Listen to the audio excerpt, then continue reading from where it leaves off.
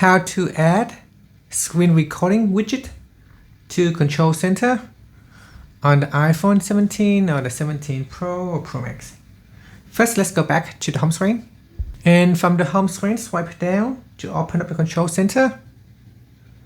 Next, tap on the Add button. Then tap on Add a Control at the bottom.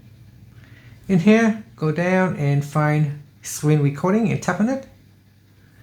Tap anywhere here to close it. To start the recording, you can tap on it. And it will count down at the top here to start the recording. You can tap on the stop button there or here. Touch and hold on the button will give you some additional options. You can turn on microphone on or off.